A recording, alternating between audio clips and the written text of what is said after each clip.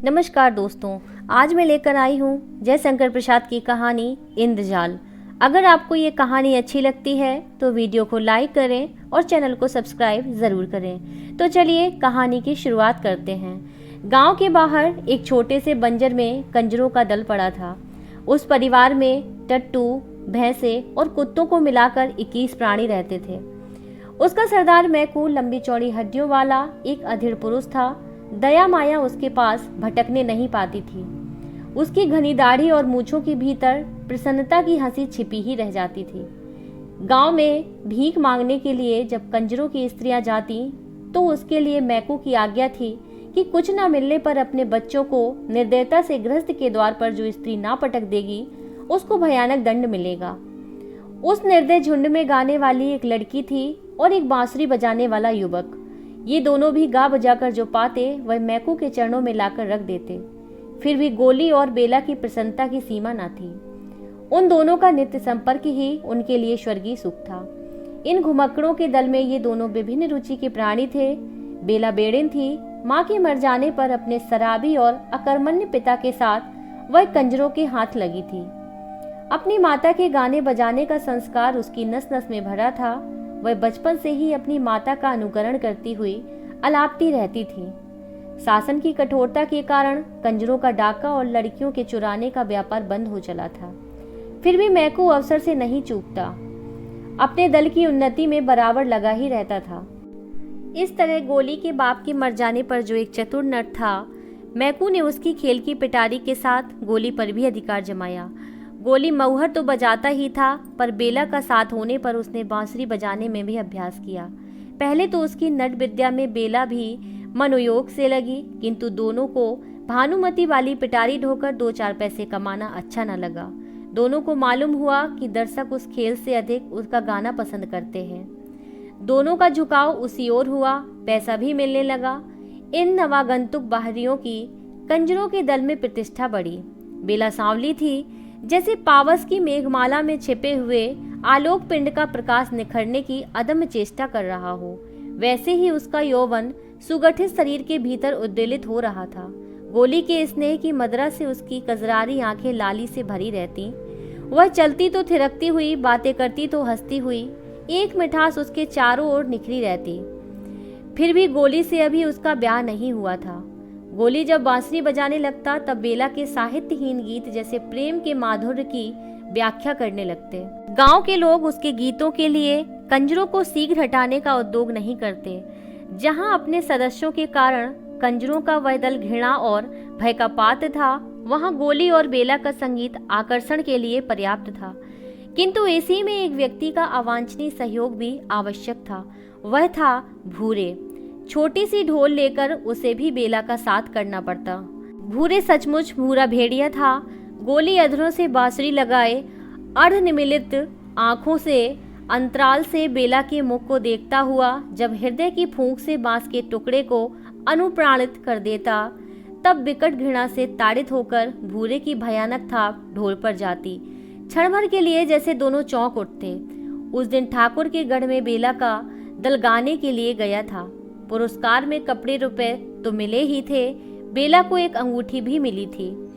मैकू उन सबको देखकर प्रसन्न हो रहा था। इतने में सिरकी के बाहर कुछ हल्ला सुनाई पड़ा। मैकू ने बाहर आकर देखा कि भूरे और गोली में लड़ाई हो रही थी। मैकू के कर्कश स्वर से दोनों भयभीत हो गए। गोली ने कहा, मैं बैठा था, भूरे ने मुझको गालियां दी, फिर भी मैं ना बोला। इस पर उसने मुझे पैर से ठोकर लगा दी और यह समझता है कि मेरी बांसुरी के बिना बेला गा ही नहीं सकती। मुझसे कहने लगा कि आज तुम ढोलक बेताल बजा रहे थे। भूरे का कंठ क्रोध से भर्राया हुआ था। मैकू हंस पड़ा। वह जानता था कि गोली युवक होने पर भी सुकुमार और अपने प्रेम की माधुरी में विहल, लजीला और निरीह था। अपने को प्रमाणित करने की चेष्टा उसमें थी ही नहीं। वह आज जो कुछ उग्र हो गया, इसका कारण है केवल भूरे की प्रतिद्वंदिता। बेला भी वहां आ गई थी। उसने घृणा से भूरे की ओर देखा और कहा, तो क्या तुम बेताल नहीं बजा रहे थे? मैं बेताल ना बजाऊंगा तो दूसरा कौन बजाएगा? अब तो तुमको नए यार न मिले हैं बेला, तुझको मालूम नहीं, तेरा बाप मुझसे तेरा ब्याह ठीक करके मरा है। इसी बात पर मैंने उसे अपना नेपाली का दोगला टट्टू दे दिया था, जिस पर अब भी तू चढ़कर चलती है। भूरे का मुंह क्रोध से झाग से भर गया था। वह और भी कुछ बकता, किंतु मैकू की डांट पड़ी। सब चुप हो गए। उस निर्जन प्रांत में जब अंधकार खुले आकाश के नीचे तारों से खेल रहा था, तब बेला बैठी कुछ गुनगुना रही थी। कंजरों की झोपड़ियों के पास ही पलास का छोटा सा जंगल था। उनमें बेला के गीत गूंज रहे थे। जैसे कमल के पास मधुकर को जाने से कोई रोक नहीं सकता, उसी तरह गोली भी कब मारने वाला था। आज उसके निरीह हृदय में संघर्ष के कारण आत्मविश्वास का जन्म हो गया था। अपने प्रेम के लिए, अपने वास्तविक अधिकार के लिए झगड़ने की शक्ति उत्पन्न हो गई थी। उसका छुरा कमर में था, हाथ में बांसुरी थी। बेला की गुनगुनाहट बंद होते ही बांसुरी में गोली उसी तान को दोहराने लगा।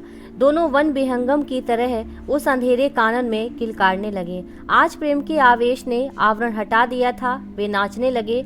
आज तारों की क्षीण ज्योति में हृदय से हृदय मिले, पूर्ण आवेग में। आज बेला के जीवन में यौवन का और गोली के हृदय में पौरुष का प्रथम उन्मेष था। किंतु भूरा भी वहां आने से नहीं रुका। उसके हाथ में भी भयानक छुरा था। आलिंगन में आबद्ध बेला ने चित्कार किया। गोली छटक कर दूर जा खड़ा हुआ, किंतु घाव ओछा लगा। बाघ की तरह झपट कर गोली ने दूसरा वार किया। भूरे संभाल न सका। फिर तीसरा वार चलाना ही चाहता था कि मैकू ने गोली का हाथ पकड़ लिया। वह नीचे सिर किए खड़ा रहा। मैकू ने कड़क कर कहा, बेला, भूरे से तुझे ब्याह करना ही होगा। यह खेल अच्छा नहीं है। उसी क्षण सारी बातें गोली के मस्तक में छाया चित्र से नाच उठी। उसने छुरा धीरे से गिरा दिया। उसका हाथ छूट गया। जब बेला और मैकू भूरे का हाथ पकड़कर ले चले, तब गोली कहाँ जा रहा है इसका किसी को ध्यान न रहा।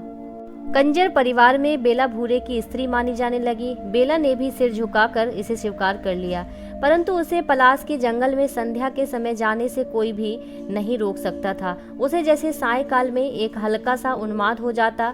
भूरे या मैकू भी उसे वहां जाने से रोकने में असमर्थ थे। उसकी दृढ़ता भरी आंखों से घोर विरोध नाचने लगा।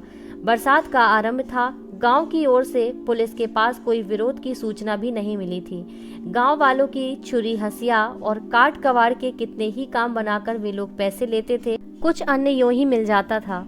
चिड़िया पकड़कर पक्षियों का तेल बनाकर, जड़ी बूटी की दवा तथा उत्तेजक औषधियों और मदिरा का व्यापार करके कंजरों ने गांव तथा गढ़ के लोगों से सद्भाव भी बना लिया था। सबके ऊपर आकर्षक बांसुरी जब उसके साथ नहीं बजती थी, तब भी बेला के गले में एक ऐसी टीस उत्पन्न हो गई थी जिसमें बांसुरी का स्वर सुनाई पड़ता था। अंतर में भरे हुए निष्फल प्रेम से युवती का सौंदर्य निखर आया था। उसके कटाक्ष, अलस, गति, मंदिर और वाणी झंकार से भर गई थी। ठाकुर साहब के गढ़ में उसका गाना प्रायः हुआ करता था। छीट का घाघरा और चोली, उस पर गोटे से ढकी हुई ओढ़नी सहज ही खिसकती रहती। कहना न होगा कि आधा गांव उसके लिए पागल था। बालक पास से, युवक ठीक ठिकाने से और बूढ़े अपनी मर्यादा आदर्शवादिता की रक्षा करते हुए दूर से उसकी तान सुनने के लिए, एक झलक देखने के लिए घात लगाए रहते। गढ़ के चौक में जब उसका गाना बजता तो दूसरा काम करते हुए मनोयोग से और कनखियों से ठाकुर उसे देख लिया करते। मैकू घाक था, उसने ताड़ लिया। उस दिन संगीत बंद होने पर, पुरस्कार मिल जाने पर और भूरे के साथ बेला के गढ़ के बाहर जाने पर भी मैकू वहीं थोड़ी देर तक खड़ा रहा। ठाकुर ने उसे पूछकर कहा, क्या है? मैकू कहता है, सरकार कुछ कहना है। ठाकुर ने कहा, क्या? मैकू कहता है, यह छोकरी इस गांव से जाना नहीं चाहती, उधर पुलिस तंग कर रही है। ठाकुर कहता है, जाना नहीं चाहती? क्यों? वह तो घूम घाम कर गढ़ में आ जाती है, खाने को मिल जाता है। मैकू आगे की बात चुप होकर कुछ कुछ संकेत भरी मुस्कुराहट से कह देना चाहता था। ठाकुर के मन में हलचल होने लगी। उसे दबाकर प्रतिष्ठा का ध्यान करके ठाकुर ने कहा, तो मैं क्या करूं? सरकार, वह तो सांझ होते ही पलास के जंगल में अकेली चली जाती है, वहीं बैठी हुई बड़ी रात तक गाया करती है। हाँ, एक दिन सरकार उसे धमका दे तो हम लोग उसे लेकर आगे कहीं चले जाएं। अच्छा। मैकू जाल फैलाकर चला आया। 1000 की बोहनी की कल्पना करते वह अपनी सिरकी में बैठकर हुक्का गुड़गुड़ाने लगा। बेला के सुंदर रंग की मेघमाला प्रेम राशि की रजत रेखा से उद्भाषित हो रही थी। उसके हृदय में वह विश्वास जम गया था कि भूरे के साथ घर बसाना गोली के प्रेम के साथ विश्वासघात करना है। उसका वास्तविक पति तो गोली ही है। बेला में यह भावना विकट तांडव करने लगी। उसके हृदय में वसंत का विकास था। उमंग में माल्यानिल की गति थी, कंठ में वनस्थली की काकली थी, आंखों में कुसुमोत्सव था और प्रत्येक आंदोलन में परिमल का उद्वार था। उसकी मादकता बरसाती नदी की तरह वेगवती थी। आज उसने अपने जूड़े में जंगली करौंदे के फूलों की माला लपेटकर भरी मस्ती में जंगल की ओर चलने के लिए पैर बढ़ाया तो भूरे ने डांट कर कहा, कहाँ चली? यार के पास, उसने छूटते हुए कहा।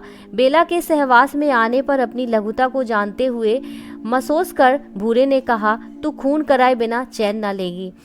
बेला की आंखों में गोली का और उसके परिवर्धमान प्रेमांकुर का चित्त था, जो उसके हट जाने पर विरह जल से हरा भरा हो उठता था। बेला पलास के जंगल में अपने बिछड़े हुए प्रीतम के उद्देश्य से दो चार विरह वेदना की तानों की प्रतिध्वनि छोड़ आने का काल्पनिक सुख नहीं छोड़ सकती थी। उस एकांत संध्या में बरसाती झिल्लियों की झनकार से वायुमंडल गूंज रहा था। बेला अपने परिचित पलास के नीचे बैठकर गाने लगी। चिन्हित ना ही बदल गए नैना। ऐसा मालूम होता था कि सचमुच गोली उस अंधकार में अपरिचित की तरह मुंह फिराकर चला जा रहा है। बेला की मनोवेदना को पहचानने की क्षमता उसने खो दी है। बेला का एकांत में विरह निवेदन उसकी भाव प्रवणता को और भी उत्तेजित करता था। पलास का जंगल उसकी कातर कुहुक से गूंज रहा था। सहसा उस निस्तब्धता को भंग करते हुए घोड़े पर सवार ठाकुर साहब वहां आ पहुंचे। अरे बेला, तू यहाँ क्या कर रही है? बेला की स्वर लहरी रुक गई थी। उसने देखा ठाकुर साहब, महत्व का संपूर्ण चित्र कई बार जिसे उसने अपने मन की असंयत कल्पना में दुर्गम शैल श्रृंग समझकर अपने भ्रम पर अपनी हंसी उड़ा चुकी थी। वह सकुच कर खड़ी हो रही, बोली नहीं, मन में सोच रही थी गोली को छोड़कर भूरे के साथ रहना क्या उचित है, और नहीं तो फिर? ठाकुर ने कहा, तो तुम्हारे साथ कोई नहीं, कोई जानवर निकल आवे तो? बेला खिलखिलाकर हंस पड़ी। ठाकुर का प्रसाद बढ़ चला था। घोड़े से झुककर उसका कंधा पकड़ते हुए कहा, चलो तुमको पहुंचा दें। उसका शरीर कांप रहा था और ठाकुर आवेश में भर रहे थे। उन्होंने कहा, बेला मेरे यहाँ चलोगी? भूरे मेरा पति है। बेला के इस कथन में भयानक व्यंग था। वह भूरे से छुटकारा पाने के लिए तरस रही थी। उसने धीरे से अपना सिर ठाकुर की जांघ से सटा दिया। एक क्षण के लिए दोनों चुप थे। फिर उसी समय अंधकार में दो मूर्तियों का प्रादुर्भाव हुआ। कठोर कंठ से भूरे ने पुकारा, बेला। ठाकुर सावधान हो गए थे। उनका हाथ बगल की तलवार की मूठ पर जा पड़ा। भूरे ने कहा, जंगल में किस लिए तू आती थी यह मुझे आज मालूम हुआ। चल, तेरा खून पिए बिना नहीं छोड़ूंगा। ठाकुर के अपराध का आरंभ तो उनके मन में हो ही चुका था। उन्होंने अपने को छिपाने का प्रयत्न छोड़ दिया। कड़क कर बोले, खून करने के पहले अपनी बात भी सोच लो। तुम मुझ पर संदेह करते हो तो यह तुम्हारा भ्रम है। मैं तो अब मैकू आगे आया। उसने कहा, सरकार, बेला अब कंजरों के दल में नहीं रह सकेगी। तो तुम क्या कहना चाहते हो? ठाकुर साहब अपने में आ रहे थे, फिर भी घटना चक्र से विवश थे। अब यह आपके पास रह सकती है। भूरे इसे लेकर हम लोगों के संग नहीं रह सकता। मैकू पूरा खिलाड़ी था। उसके सामने इस अंधकार में रुपए चमक रहे थे। ठाकुर को अपने अहंकार का आश्रय मिला। थोड़ा सा विवेक जो उस अंधकार में झिलमिला रहा था बुझ गया। उन्होंने कहा, तब तुम क्या चाहते हो? 1000? चलो मेरे साथ, कहकर बेला का हाथ पकड़कर ठाकुर ने घोड़े को आगे बढ़ाया। भूरे कुछ भुनभुना रहा था, पर मैकू ने उसे दूसरी ओर भेजकर ठाकुर का संग पकड़ लिया। बेला रिकाब पकड़े चली जा रही थी। दूसरे दिन कंजरों का दल उस गांव से चला गया। इस घटना को कई साल बीत गए। बेला ठाकुर साहब की एकमात्र प्रेमिका समझी जाती है। अब उसकी प्रतिष्ठा अन्य कुलबधुओं की तरह होने लगी। नए उपकरणों से उसका घर सजाया गया। उस्तादों से गाना सीखा। गढ़ के भीतर ही उसकी छोटी सी साफ सुथरी हवेली है। ठाकुर साहब की उमंग की रातें वहीं कटती। फिर भी ठाकुर कभी कभी प्रत्यक्ष देख पाते कि बेला उनकी नहीं है। वह न जाने कैसे एक भ्रम में ठाकुर साहब की उमंग की रातें वहीं कटती हैं। फिर भी ठाकुर कभी कभी प्रत्यक्ष देख पाते हैं कि बेला उनकी नहीं है। वह न जाने किस भ्रम में पड़ गए हैं। बात निभाने की आ पड़ी है। एक दिन एक नट आया। उसने अनेक तरह के खेल दिखलाए। उसके साथ उसकी स्त्री थी। वह घूंघट ऊंचा नहीं करती थी। खेल दिखलाकर वह जब अपनी पिटारी को लेकर जाने लगा तो कुछ मनचले लोगों ने पूछा, क्यों जी, तुम्हारी स्त्री कोई खेल नहीं करती क्या? करती तो है सरकार, फिर किसी दिन दिखाऊंगा, कहकर वह चला गया। किंतु उसकी बांसुरी की धुन बेला के कानों में उन्माद का आवाहन सुन रही थी। पिंजड़े की वन विहंगनी को वसंत की फूली हुई डाली का स्मरण हो आया था। दूसरे दिन गढ़ में भारी जमघट लगा, गोली का खेल जम रहा था। सब लोग उसके हस्त कौशल में मुग्ध थे। सहसा उसने देखा, सरकार, एक बड़ा भारी दैत्य आकाश में आ गया है। मैं उससे लड़ने जाता हूँ। मेरी स्त्री की रक्षा आप लोग कीजिएगा। गोली ने एक डोरी निकालकर उसको ऊपर आकाश की ओर फेंका। वह सीधी तन गई। सबके देखते देखते गोली उसी के सहारे आकाश में चढ़कर अदृश्य हो गया। सब लोग मुग्ध होकर भविष्य की प्रतीक्षा कर रहे थे। किसी को यह ध्यान नहीं रहा कि स्त्री अब कहाँ है। गढ़ के फाटक की ओर सबकी दृष्टि फिर गई। गोली लहू से रंगा चला आ रहा था। उसने आकर ठाकुर को सलाम किया और कहा, सरकार, मैंने उस दैत्य को हरा दिया। अब मुझे इनाम मिलना चाहिए। सब लोग उस पर प्रसन्न होकर पैसों रुपयों की बौछार करने लगे। उसने झोली भरकर इधर उधर देखा, फिर कहा, सरकार, मेरी स्त्री भी अब मिलनी चाहिए। किंतु यह क्या, वहाँ तो उसकी स्त्री का पता ही नहीं। गोली सिर पकड़कर शोक मुद्रा में बैठ गया। जब खोजने पर उसकी स्त्री नहीं मिली तो उसने चिल्लाकर कहा, यह अन्याय है। इस राज्य में अन्याय नहीं होना चाहिए। मेरी सुंदरी स्त्री को ठाकुर साहब ने गढ़ के भीतर कहीं छिपा दिया है। मेरी योगिनी कह रही है। सब लोग हंसने लगे। लोगों ने समझा यह कोई दूसरा खेल दिखलाने जा रहा है। ठाकुर ने कहा, तो तू अपनी सुंदर स्त्री मेरे गढ़ में से जाकर खोज ला। अंधकार होने लगा था। उसने जैसे घबराकर चारों ओर देखने का अभिनय किया, फिर आंख मूंदकर सोचने लगा। लोगों ने कहा, खोजता क्यों नहीं? कहाँ है तेरी सुंदरी स्त्री? तो जाऊं न सरकार? हाँ हाँ, जाता क्यों नहीं? ठाकुर ने भी हंसकर कहा। गोली नई हवेली की ओर चला। वहां निशंक भीतर चला गया। बेला बैठी हुई तन्मय भाव से बाहर की भीड़ झरोके से देख रही थी। तब उसने गोली को समीप आते देखा तो वह कांप उठी। कोई दासी वहां न थी। सब खेल देखने में लगी थी। गोली ने पोटली फेंक कर कहा, बेला, जल्द चलो। बेला के हृदय में तीव्र अनुभूति जाग उठी थी। एक क्षण में उस दीन भिखारी की तरह जो एक मुट्ठी भीख के बदले अपना समझ सच्चित आशीर्वाद दे देना चाहता है, वह वरदान देने के लिए प्रस्तुत हो गई। मंत्रमुग्ध की तरह बेला ने उस ओढ़नी का घूंघट बनाया। वह धीरे धीरे उसके पीछे भीड़ में आ गई। तालियां पिटी, हंसी का ठहाका लगा। वही घूंघट, ना खुलने वाला घूंघट सायकालीन समीर से हिलकर रह जाता था। ठाकुर साहब हंस रहे थे। गोली दोनों हाथों से सलाम कर रहा था। रात हो चली थी। भीड़ के बीच बेला को लिए जब फाटक के बाहर पहुंचा तब एक लड़के ने आकर कहा, इक्का ठीक है। तीनों सीधे उस पर जाकर बैठ गए। इक्का वेग से चल पड़ा। अभी ठाकुर साहब का दरबार जम रहा था और नट के खेलों की प्रशंसा हो रही थी।